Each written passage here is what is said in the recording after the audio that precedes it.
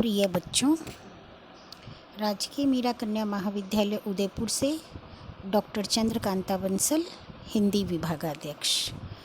वित्तीय वर्ष कला के प्रथम प्रश्न पत्र में रीति काव्य सुमन में कवि वर बिहारी अपने पाठ्यक्रम में है, तो मैं आपको बिहारी पढ़ाऊंगी। आज हम अपनी कक्षा में बिहारी पढ़ेंगे। आपको पहले रीति काल में मैडम ने देव, पद्माकर, आलम, भूषण आदि कवि पढ़ाए हैं। रीति काल का इतिहास भी समझाया है। रीति काल की काव्यधाराओं के विषय में भी आपको जानकारी है। तो सबसे पहले बिहारी को पढ़ने के लिए हम ये जानना आवश्यक है कि बिहारी रीति काल की कौन सी काव्यधारा के कवि थे। बिहारी रीति काल की रीति सिद्ध काव्यधारा के कवि थे। रीति काल की 3 काव्यधाराएं हैं, रीतिबद्ध, रीतिमुक्त और रीति सिद्ध। रीति सिद्ध काव्यधारा की क्या विशेषता है कि जिसमें रीति स्वयं सिद्ध हो जाए। कवि रीति को रचे नहीं बल्कि उसमें रीति आ जाए। तो बिहारी की काव्य कला इतनी सरस है, इतनी श्रृंगारिक है, इतनी नीतिगत है और इतनी रीति युक्त है और भक्ति से युक्त है कि उसमें रीति स्वतः सिद्ध हो जाती है। तो जब भी हम बिहारी के दोहों का अध्ययन करेंगे या बिहारी के किसी भी सवाल का उत्तर लिखेंगे, तब हम सबसे पहले क्या लिखेंगे कि बिहारी रीति काल के रीति सिद्ध कवि हैं। इनका काव्य मुक्तक काव्य है। इन्होंने एक ही काव्य ग्रंथ लिखा, सतसई, और उसी के माध्यम से इन्होंने लोकप्रियता प्राप्त की। रीतिकालीन बिहारी का जीवन परिचय, उनकी भक्ति भावना, उनकी कृतियाँ और उनकी काव्यगत विशेषताएं, भक्ति भावना, उनके प्रकृति चित्रण, उनका ज्योतिष का ज्ञान, उनका गणित का ज्ञान, विज्ञान का ज्ञान आदि सब बहुज्ञता के अंतर्गत आता है। बिहारी बहुज्ञ थे, बहुमुखी प्रतिभा के धनी थे। उनकी भाषा साहित्यिक ब्रजभाषा थी और शैली माधुर्यपूर्ण व्यंजना प्रधान शैली है, प्रसाद गुण से युक्त सरस शैली है और चमत्कारपूर्ण शैली भी है। इनका काव्य में शांत रस, हास्य रस, करुण रस के साथ साथ श्रृंगार रस मुख्य रूप से पाया जाता है और श्रृंगार रस में इन्होंने संयोग और वियोग दोनों का वर्णन किया है। बिहारी ने छंदों के रूप में केवल दोहा और सोरठा का ही प्रयोग किया है और इसमें भी दोहे छंद की ही प्रधानता है। बिहारी के दोहे समाज शैली के उत्कृष्ट नमूने हैं। दोहे जैसे छोटे से छंद में बहुत गंभीर भाव भर देना बिहारी जैसे सिद्धहस्त कवि का ही काम हो सकता है। अलंकारों की कारीगरी दिखाते समय इनके काव्य में अन्योक्ति, अतिशयोक्ति और रूपक और यमक अलंकार का सौंदर्य बिखरा पड़ा है। अकेले सतसई ग्रंथ ने ही उन्हें पूरे साहित्य जगत में अमर कर दिया था। बिहारी के बारे में ये कहा जाता है कि बिहारी के दोहे बड़े छोटे हैं लेकिन बड़े गंभीर है। सतसैया के दोहरे जो नाविक के तीर, देखन में छोटे लगे घाव करे गंभीर।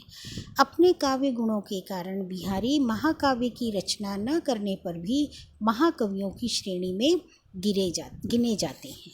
तो ये देखना हमारे लिए ज़रूरी हो गया है कि बिहारी ने संयोग पक्ष में हाव भाव और अनुभवों का सूक्ष्म चित्रण किया है, बड़ी मार्मिकता से इनका चित्रण किया है और राधा कृष्ण के युगल सौंदर्य के प्रति इनकी भक्ति भावना हमें सर्वत्र दिखाई देती है। कृष्ण ही नहीं बल्कि राधामयी कृष्ण के उपासक रहे हैं बिहारी, और वैसा ही इन्होंने साहित्य युगल सौंदर्य का वर्णन किया है, जिसमें उनके रूप श्रृंगार और प्रणय श्रृंगार का वर्णन प्रमुख है।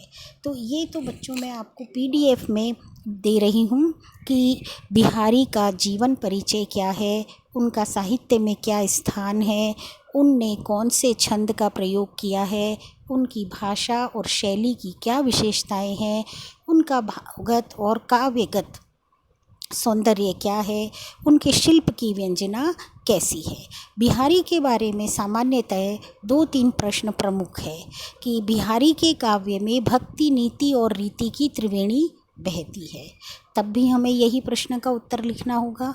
बिहारी का काव्य गागर में सागर है, तब भी हमें उनकी सामासिक शक्ति का और छोटे से दोहे में लंबे लंबे भावों के गुंथन का वर्णन करना होगा। इस प्रकार से ये आपका बिहारी का परिचय हो गया है। अब हम पढ़ेंगे बिहारी के कुछ दोहे, जो कि मैं आपको फ़ोटो खींचकर भेज दूंगी। आप उस फ़ोटो को साथ में रख कर के मेरे इस वीडियो को सुनेंगे तो आपको समझ में आ जाएंगी। बिहारी का पहला दोहा है कि मेरी भव बाधा हरो राधा नागरी सोई, जातन की छाई परत श्याम हरित द्युति होई। मतलब बिहारी ने प्रस्तुत दोहे में ये कहा है कि मेरे जीवन की समस्त बाधाओं का आप हरण कर लो। राधा नागरी सोई, जिसके साथ श्री कृष्ण जिस राधा के साथ श्री कृष्ण सुशोभायमान है और जिसके तन की झाई पड़ते ही कृष्ण का मुखमंडल प्रसन्नता से भर जाता है, हरित हो जाता है, प्रसन्नता से भर जाता है। दूसरा अर्थ इसका क्या निकलता है कि जिसे देखते ही कृष्ण खुश हो जाते हैं। कृष्ण का सलोना सांवला स्वरूप राधा के गौर्ण वर्ण के रूप सौंदर्य को देखते ही हरिताभा वाला हो जाता है। यहाँ पर बिहारी की रंग के ज्ञान की अभिव्यक्ति भी है, राधा के युगल सौंदर्य की अभिव्यक्ति भी है, और मंगलाचरण के रूप में काव्य के प्रारंभ में राधा और कृष्ण के प्रति अपनी भक्ति भावना के साथ उनके चरणों में नमन और वंदन भी है। इसलिए ये प्रथम दोहा बड़ा महत्वपूर्ण हो जाता है कि इसमें राधा कृष्ण के युगल सौंदर्य के प्रति कवि बिहारी अपनी भक्ति का परिचायक बनते हैं। दूसरा दोहा देखिए, मोर मुकुट की चंद्रकणी यो राजत नंद नंद, मनससी शेखर की अकस किय शेखर सतचंद। बिहारी राधा कृष्ण के परम भक्त थे। उनके हृदय में सिर पर मोर मुकुट धारण करने वाले और राधा की परछाई पड़ने से हरित रंग में बदले हुए शाम की आकर्षक शोभा भक्ति का आलंबन बनती है, और राधा कृष्ण के प्रेम की गहराई का वर्णन कवि करता है। दूसरे दोहे में बिहारी क्या कहते हैं कि नंद कुमार श्री कृष्ण की मोर मुकुट की शोभा का वर्णन है। बिहारी लिखते हैं कि मोर की पंखुड़ियों से बना हुआ चंद्रमा के समान मुकुट नंद के कुमार श्री कृष्ण पर ऐसे सुशोभित हो रहा है मानो कैलाशपति शिव जी जो अपनी जटाओं पर चंद्रमा को धारण किए हुए हैं। और चंद्रमाओं को धारण किए हुए शिव जी कृष्ण के रूप सौंदर्य से थोड़ा सा द्वेष करते हैं और अपने मस्तक पर सैकड़ों गुना अधिक आभा बिखेरने वाले श्री कृष्ण के रूप सौंदर्य पर मोहित हो जाते हैं। अभिप्राय ये है कि शीश और जटा के बीच में चंद्रमा को धारण करने वाले शिव के सौंदर्य से 100 गुना अधिक सौंदर्य किसका प्रतीत हो रहा है? कृष्ण के मोर मुकुट धारण करने वाले स्वरूप का। कृष्ण ने जब मोर मुकुट धारण कर लिया है तो उनका सौंदर्य 100 गुना बढ़ गया है। तीसरे दोहे में देखिए कवि क्या कहता है, तंत्री नाद कवित रस सरस राग रतिरंग, अन बूढ़े बूढ़े तरे जे बूढ़े सब अंग। कवि ये कहता है कि संगीत में, काव्य में, प्रेम में और रास रंग में गहराई बहुत अधिक होती है। जो व्यक्ति इसमें पूर्णतया डूब जाता है वह हृदय की सारे बंधनों से मुक्त हो जाता है, और जो नहीं डूबता है वो इनके आनंद से वंचित रह जाता है। यहाँ पर विरोधाभास अलंकार के रूप सौंदर्य के माध्यम से कवि कहता है कि कविता का आनंद, संगीत का राग और रंग में डूबने वाले व्यक्ति की गति बिल्कुल विपरीत होती है। जो व्यक्ति संगीत में, तंत्र में, रास रंग में कभी नहीं डूबते हैं वे धीरे धीरे इतना डूब जाते हैं, इतना संसार में लीन हो जाते हैं कि उनके कल्याण की कोई आशा शेष नहीं रहती है। इसके विपरीत जो व्यक्ति कविता में, ईश्वर के प्रेम में और तंत्र के नाद में पूर्णतया डूब जाते हैं उनका उद्धार हो जाता है। उन्हें जब सारी दुनिया को भुला पाते हैं तो प्रेम समझ आता है। जब हम बहुत शांत, सरल, एकाग्रचित्त होते हैं तो राग का आनंद आता है। तो कवि का ये मत है कि इस विचित्र गति को देखकर तंत्री नाद, कवित्व रस, सरस राग और रति रंग में डूबना ही श्रेयस्कर है। आज हम बिहारी के परिचय, उनकी रचना संसार और उनके काव्य सौंदर्य के अध्ययन के साथ साथ इन प्रथम 3 दोहों का अध्ययन करेंगे। इन तीनों दोहों की विशेषताओं के रूप में भी आपको कुछ लिखना होगा। जैसा कि आप इतने सारे कवि पढ़ चुके हैं और व्याख्याएं भी लिख चुके हैं तो आपको ये अंदाज़ है कि किसी भी कविता की, किसी भी दोहे के पद की या पद्यांश की व्याख्या करने से पहले हमें प्रसंग लिखना होता है, फिर व्याख्या करनी होती है और फिर उसका विशेष भाव लिखना होता है।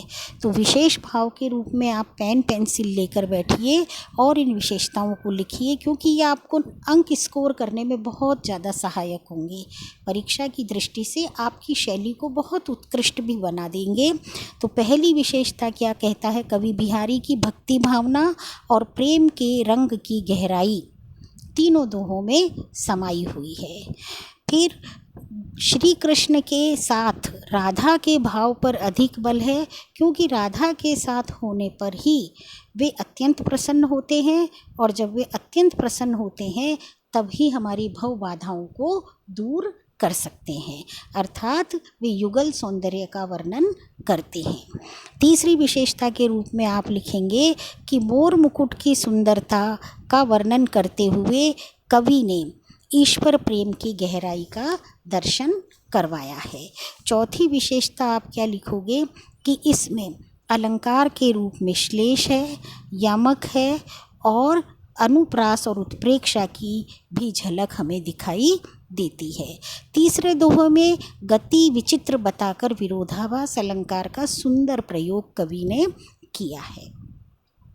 पांचवी विशेषता के रूप में आप लिखोगे कि कवि बिहारी की भाषा मधुर ब्रज भाषा है, जिसमें नाद सौंदर्य और भाव की गहराई स्पष्ट और सरल है। अंत में आप विशेषता लिखते हुए लिखोगे कि छोटे से छंद में बिहारी का भाव और कला का विशिष्ट सौंदर्य बहुत ही अनुपम बन पड़ा है। तो आप इन विशेषताओं को लिखिएगा। जब मैं व्याख्या पढ़ाती हूँ तो कोई कठिन शब्द है उसको भी लिख लीजिएगा। मैं आपको इन दोहों को, जिन दोहों का हम अध्ययन करेंगे, मैं उनका फ़ोटो साथ में आपको भेज कर ग्रुप में भेजूँगी। उनके साथ में आप वीडियो को सुनेंगे, वो खोल कर रखेंगे और वीडियो तब आप सुनेंगे तो समझ में आएगा। और इस PDF को आप जो कहते हो अपनी अभ्यास पुस्तिका में लिख लीजिए, ताकि ये बिहारी के किसी भी प्रश्न के उत्तर में आपकी सहायक सामग्री बन सकेगा।